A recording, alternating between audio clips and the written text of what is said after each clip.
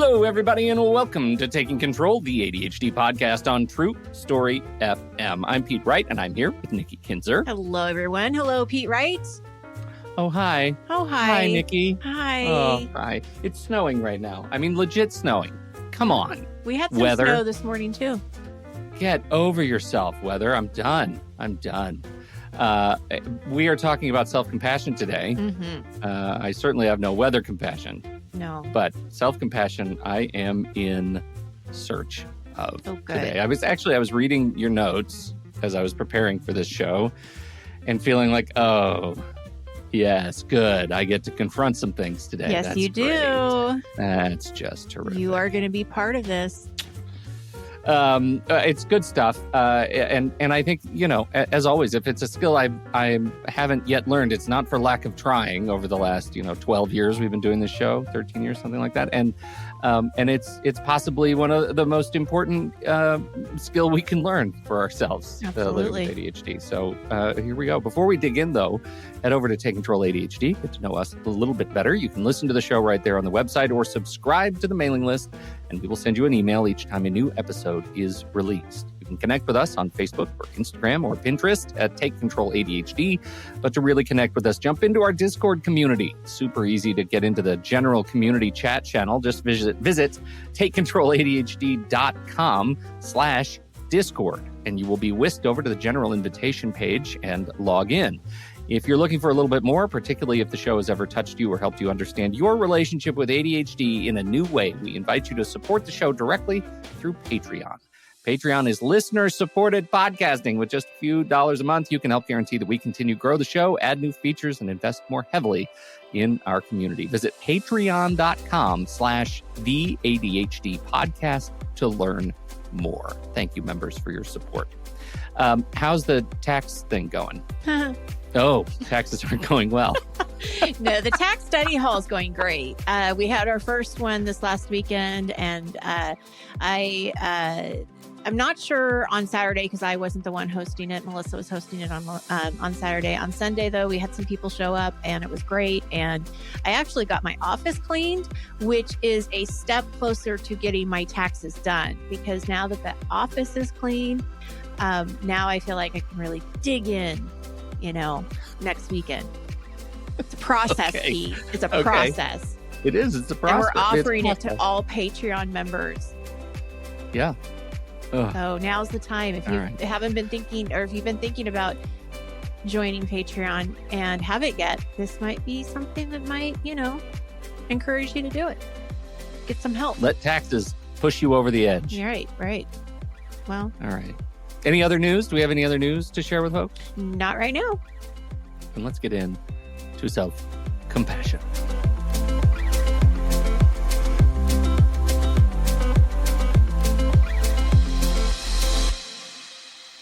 All right, Nikki, this is actually a kickoff to a whole series of self-compassion. Whole series. I'm so excited. This is a good one. Oh, my goodness. All right. So where did this come from? It came from a couple of different avenues, but essentially I'm going to say it came from a client that I was working with, and she and I were working on some coaching stuff. And then she was also working with a therapist around some self-compassion things. And she had shared a book with me that her therapist had actually recommended, and it's called the Mindful Self-Compassion Workbook, a proven way to accept yourself, build inner strength, and thrive.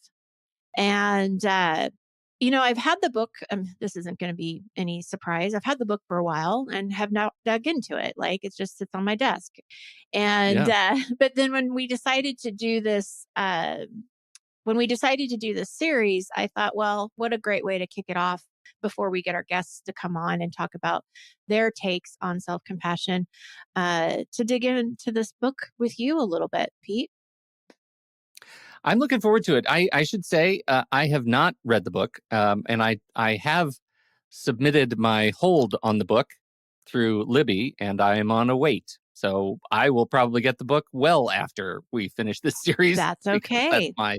That's my current run with Libby. So I'm excited to learn what you have learned and have you share these insights and Yeah. poke me, I guess. Absolutely. And, I titled this show, Why Self Compassion is Necessary When Living with ADHD, because I think it is such an important subject, because there is such a huge lack of self compassion with a lot of the people that I work with and have talked to, and when something goes wrong, I will hear from my clients that they immediately blame themselves. And I see this in the simplest thing. Like, for example, I may make a mistake and maybe I didn't send an email to a client. I was going to send them a worksheet or something and I forgot to send it. They immediately think they didn't get it and got lost, Yeah. or they'll think that, I don't know, they put the blame on themselves. And it happens so quickly. Like, it doesn't even, there's no Yeah. pause. It's just immediately your fault and no Yeah. grace and very harsh internal conversation and shame, around being, I'm a bad person. You Yeah. relate to that? Well, yeah. I mean, I like you say it as if it's like, I don't know. I don't want to say you're saying it as if it's a surprise, but I imagine people who don't have that experience think that that would be a surprise.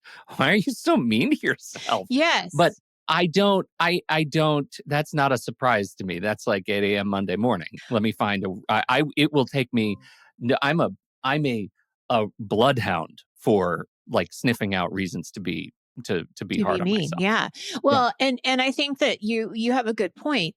It isn't a surprise for our listeners because they're dealing with it every single day.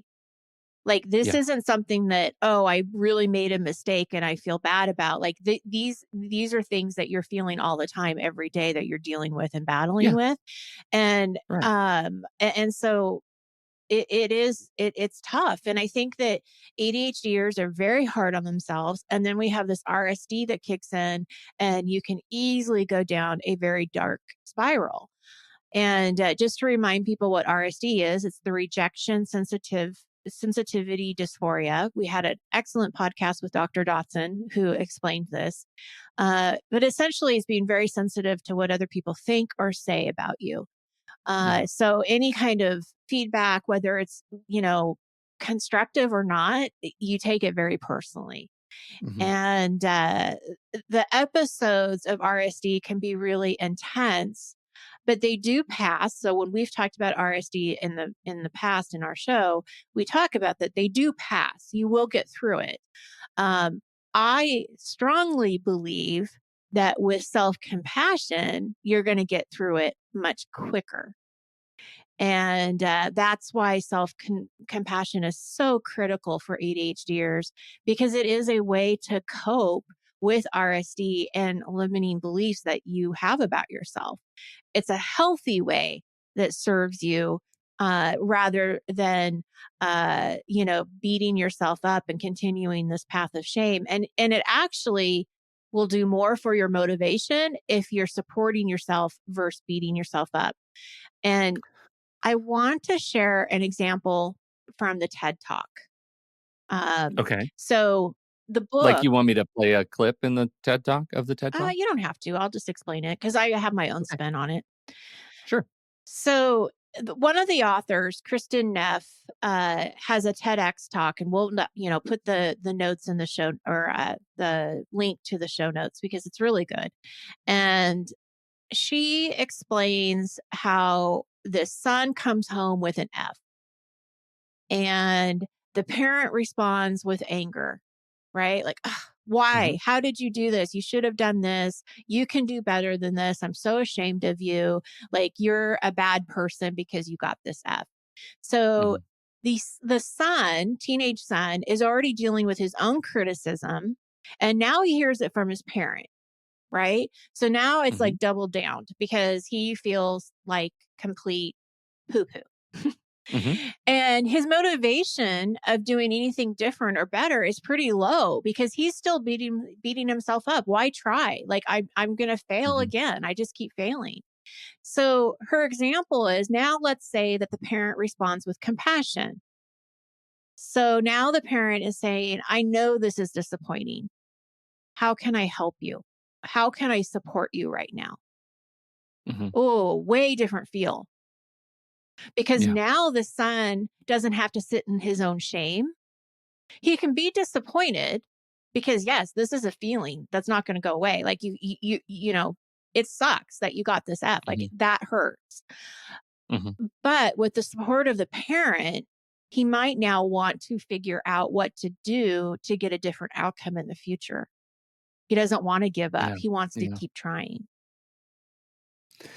I think where that hmm, where that example strikes me, and where I find it difficult, and frankly, where I find it difficult to sort of challenge that, or push that muscle, even when dealing with my own son, right? Right. Who lives Absolutely. with this stuff, right?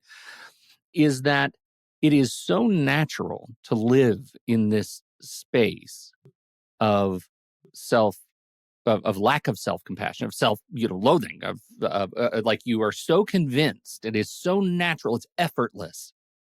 That's really it. It is effortless to be hard on yourself, Hmm. right? It's very difficult. It is like a high calorie burn uh, uh, struggle to be easy on yourself. And so that's what I'm looking for in not just in this discussion, but in this week, is what is it that we can do to make it easier and more instinctive over time, like to build new habits that are positive towards self-compassion, that actually help you break the calcification of you know self-disrespect Right. Right. in the process. Does that make It sense? makes Because a that's lot that's of where I'm sense stuck. because what it is, Pete, it's practice. Yeah. So if you think of meditation, we think of meditation as a practice. It's something we're practicing. It's not something that Mhm. you just all of a sudden are an expert. I'm an expert meditator. Like we don't get that, Right. right? I'm a professional meditator. Wouldn't that be fun to get paid to meditate? Mhm. But but the point is that it's a practice, and this self compassion is a practice. And so it is being, it's something that you want to start identifying and being more aware of when you're beating yourself up, and now what can I do to do something Mhm. differently? And we'll go more into this as we talk about the core elements of self-compassion. But I think what you're saying is it does make sense because it is a practice. It's not instinct. Mhm. And it might never be, Yeah. and maybe when you're in the middle of the RSD spiral and you're feeling those intense feelings, you may not get to the point of, oh, maybe I should be a little nicer to myself, until you get to that point yourself on your own. Like we don't know what that Yeah. looks like. Well, that's of course a great point. And the challenge is, um, you want to build the muscle so that it expands and contracts before the RSD. So you recognize when you're going into, either RSD or self-loathing or whatever, so that you can catch it. You can put the tools in place immediately before, because once you're in a down cycle, Hmm. it's very difficult to see that you're in a down cycle. You just feel bad, right? Right. And so I think that's the real trick. Once you have practiced so diligently to recognize your faults more clearly than your gifts, then it becomes, you become blind to your gifts in a down cycle. Right. And then depression and Yeah, anxiety and all right, of these things that, hold us back. It's right, not a healthy place, right? It's an right. icky place. It doesn't feel good. So we Yeah, want and it's like we like, there are so many words. I'm struggling for words because there are so many words for it. right. Like, and the words that I live with: ADHD, anxiety, depression. Like, those are the things. Those are the words that describe this. But it could be any one of them at any given time. That Absolutely. right. Yeah, So, absolutely. and if you're not recognizing, if you can't see it, if you're blind to it, then how do you even know how to talk about it? Right. Right. Yeah.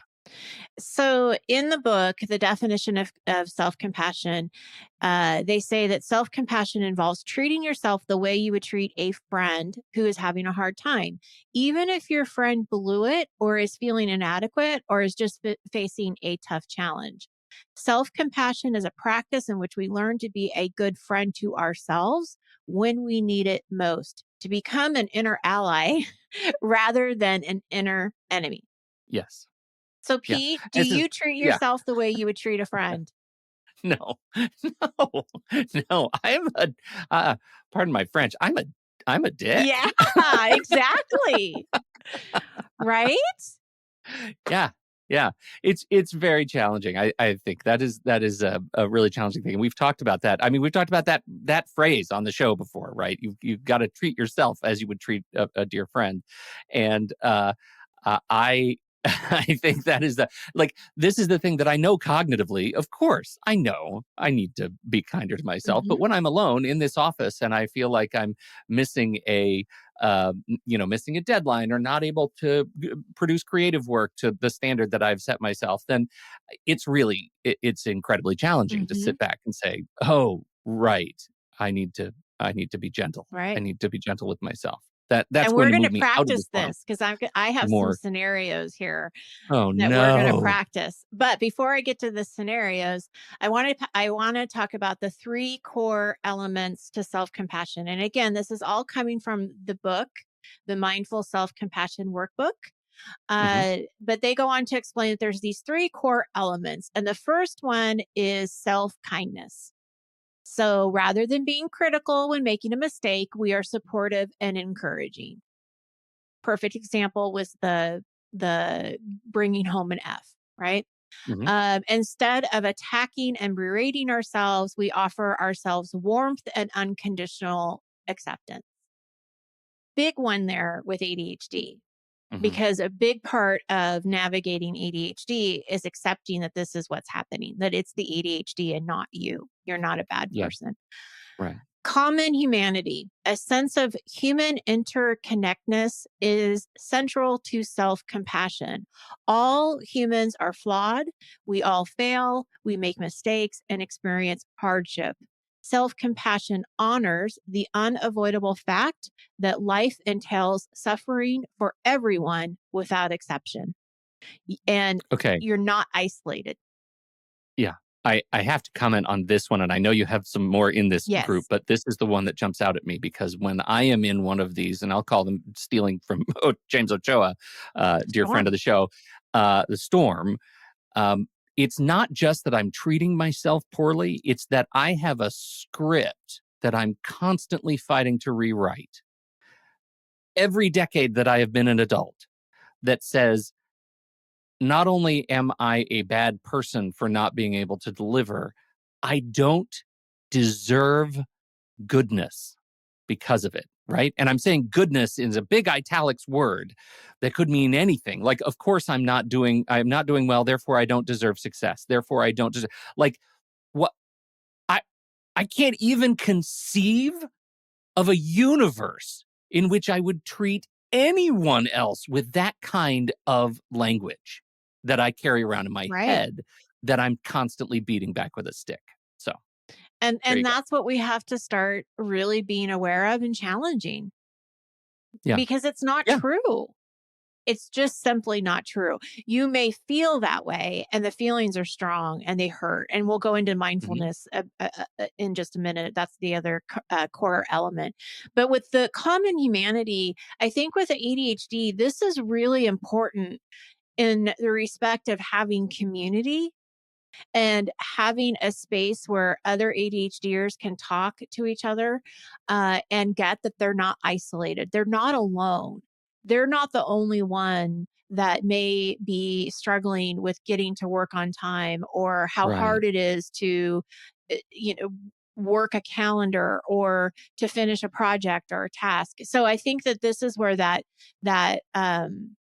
the common humanity to me is about connection and community and knowing that you're not alone and that no one's perfect, because this is the other thing that I see with ADHDers. It's very easy to compare yourself to other people, especially other Oh, yeah. ADHDers. Well, they look Yeah. like they For have it all sure. together. And it's so interesting because I'll talk to clients and they'll say, well, it takes me so much longer to do this. And I'm like, but who are you comparing yourself to? Yeah. And then they don't have an Probably the answer. latest YouTube channel Right. on ADHD, They right? just feel like it's taking them longer, but Yeah. there's Yeah. actually no truth in that, because they really don't have anybody else to compare to, because no one else does their job exactly the way that they do their job. I guess it'd be different if you're in a factory and you guys have to have like so many, things that have to go out and you have 10 things that go out and everybody else has 30. Maybe that's more factual, but Mm-hmm. life typically doesn't work that way. And so it's just something to also think about with how you're comparing yourself with others and what's going on there. Now, mindfulness I think is really important too, because this involves being aware of moment to moment experiences in a clear and balanced manner. So, what that means is it's important to self compassion because we need to be able to turn toward and acknowledge when we're suffering, to be with our pain long enough to respond with care and kindness. And they Mm-hmm. go on to say that this is actually the very first step to take is to be present of your mindset to respond in a new way. So we need to be present to respond in a different way. And that's that awareness of this is what's happening. This is how I feel. I feel ashamed. Mm-hmm. I feel hurt. I am disappointed. I am frustrated. And then, now how do we respond to that in more of a caring way versus such a critical, harsh way? Yeah. So I don't want to just give you guys these 3 components and then say, okay, there you go. Do something with them. Godspeed. Yeah. Yeah. I thought it might be helpful to talk about these 3 elements with specific scenarios that are pretty common.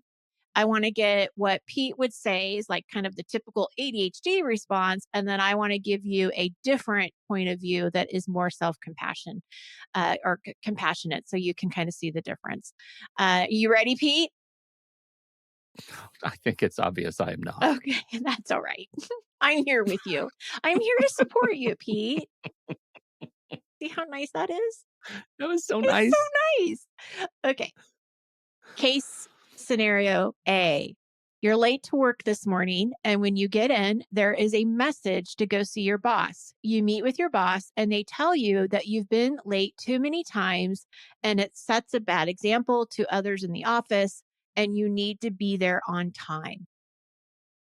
Kind of like a verbal warning of Mm-hmm. sorts. Mm-hmm. All right. So you've got this information now. Pete leaves the office. What does Pete think? Well, Nikki, I think we've known each other long enough for you to know about me that I'm kind of a nuclear response guy. And so in my head, the very first thing I probably do is start working on my resume and Because you're gonna just go get you're ahead and gonna do it. get fired. Yeah. Yeah. Because what's the point? Like, okay, you know what? You have the data. I've been late too many times. I think we're done. I think Yeah. we're done. Yeah. I can't. The reality is it's just, yeah, I'm done. I'm done.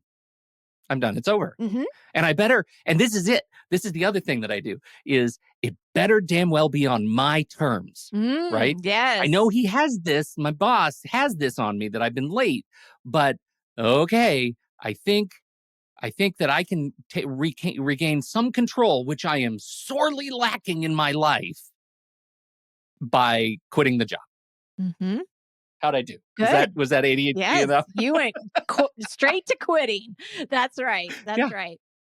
Yeah. So when I was working on this response, I was really being very mindful about the self-kindness, the common humanity, and the mindfulness, right? Because I really wanted to give Sure. the example of how to make this work. And I'm going to share with you the second version of my response. And then I want to share with you what my first version was and tell you Okay. why I changed it. Okay. Good. Okay. So instead of beating myself up, I am going to give myself grace. The last couple of months have been very stressful. We all make mistakes, and this is something that I know is hard for me. I feel anxious about the warning and just feel really bad about it. Okay. So That's version one. the self-kindness, Yeah. right, comes Mm-hmm. in. Everybody makes mistakes. I know this is hard, giving myself grace, and I feel anxious. Your anxiety is making you go get a new job. Yeah. Right? Yeah. I'm Right. just stating the fact that I feel anxious about this warning because, of Yeah. course, I think anybody would walk away thinking, oh my God, my job is on the line. I think what you're Yeah. saying is very, very normal. the first response I put in is I had all of this, and then I started to talk about like going forward in the sense of, I think I wrote something like, now that I have this information, I'm going to think about how I can get to work on time or whatever. Like I was trying Mhm. to put this like action step around moving forward. Yeah. And then I deleted it because I thought, no, this isn't about, That's not the point. that's not the point. Yeah. Yeah. So I just want people to see, like, if that's where you go, like, you might have to re-edit yourself. Because I Yeah. did, because I really, and I did it with both scenarios. I did it with this one and the next one that we're going to talk about, where I almost was like, okay, here's how to, make this better, or how I'm going to learn from this. But that's not what this is about. This is just Yeah. about self-compassion and giving yourself grace that, yes, you've been late, but things have also been stressful for you and you recognize that. Yeah. Yeah. Yeah. For sure. Okay. Case scenario B. Oh, this is a good Okay. one. This may or Well, may not have been a personal example. I don't know. My husband is outstanding. listening, maybe. You promised your spouse you would finish painting the bathroom, and it's been 6 months since you promised, and the two of you got into a fight about it today. Pete, what do you think? What's the ADHD response to that, you think? Well, now if I'm going with the example of my first case response, then we should probably just get a Right. divorce and burn Yes. burn the Or house sell the house to or something, timbers. right? Like it's Yeah. never going to get Right, done. right. Yeah. I'll say what it actually is I would probably come up with all kinds of defenses for my inadequacy and then stop talking. And I would go And shut into a down. deep, deep funk, and there would still be no action on the bathroom. Right. I guess the other side of it, which may or may not have happened in my own life, is I would go and become like alpha home guy and do a really crappy job of it, but I would paint it, right? Right. I would just get it done. See, you wanted it done, now it's done. Right. Right. It would be either or. But in doing that, I would do it. I would be triggered. I would do it until the job was done, and I wouldn't eat or sleep. And I would probably poison myself with fumes because I wouldn't take basic precautions. And maybe that is the story of my master bedroom. Right. Okay. So again, keeping in mind the three components, self-kindness, self-kindness, common humanity, and mindfulness.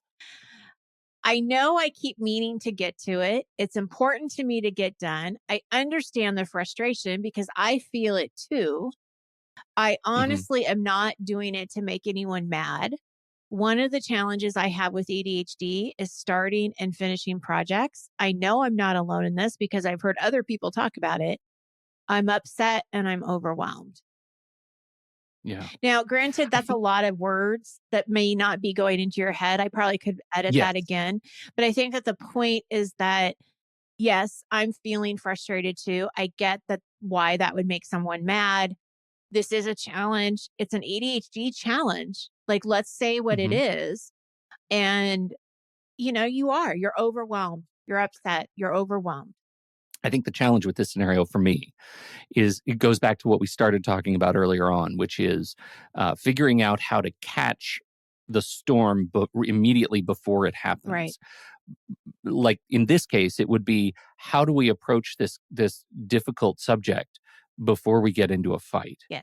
And some of this deals with being in a clear communicative partnership Yes. and knowing that if you don't live with ADHD, like approaching your partner and saying, "Hey, can we talk about the bathroom? Because like I'd like to find some solutions to getting done before the fight starts, Mm-hmm. right? Because it's the shame that'll trigger the fight, Mm-hmm. right? It's that shame triggers defensiveness, triggers claws out, right? Knives out, beaks bloody. Right. And so I want to try to create a universe of understanding with my partner that they frankly need to handle me. I need to be handled a Yes. little bit. Yes. And the job will get done, but it requires a little bit of care and feeding. That's so true, Pete. And I have to tell you that this scenario happened, but my husband and I did not fight about it. We actually did Hmm. not fight about it. he came to me feeling bad that it hasn't been done. I've been And kind we of should ignoring also it. add, though, like, your husband is a former professional painter. Like, Right. he has the skills, the capabilities. Totally. He absolutely, he's very He's good very good at at painting. a Yes. thing that I am terrible at. And he Like, likes it. it He is, enjoys and he doing it. likes it. Right, Yes. right. Yeah. So But and he came to me feeling bad that it's been, we have all these different colors, like the you've painted swatches on yeah, oh the, yeah, we have swatches and we have like the ceilings all painted, but nothing else. And but I guess it's like wallpaper now. It just never bothered me. So he was the one that came to me and said, "I'm really yeah, sorry that I haven't done this." But I think yeah, you're so right on, and this is going to go into kind of this relationship communication era, right?